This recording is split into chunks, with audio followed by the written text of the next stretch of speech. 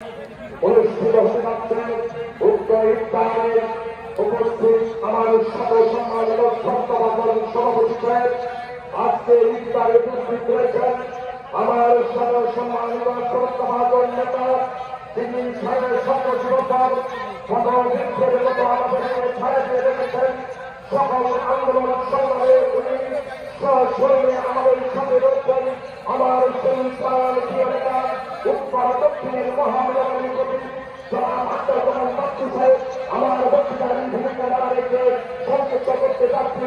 আরো উপস্থিত রয়েছেন তৃতীয় বাংলা সংগঠনের নেতৃবৃন্দ ও আমার সঙ্গে পবিত্র রয়েছেন আমার প্রতিনিধি বলেছিলাম ও আমার সংগ্রামী সহযোগিতা বন্ধুরা সকলে আমার সংগ্রামী আসসালামু আলাইকুম। প্রিয় ভাইরা আমার, আজকে ইফতার শুরু হচ্ছে এই মাহে রমজান একটি বরকত এবং আত্মশুদ্ধিকরণ মাস।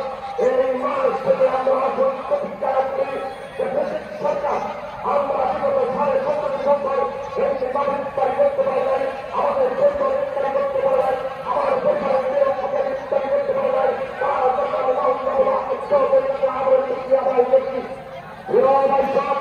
আমি আপনাদের কাছে সংক্ষিপ্ত একটি কথা বলে আমার বক্তব্য শেষ করব।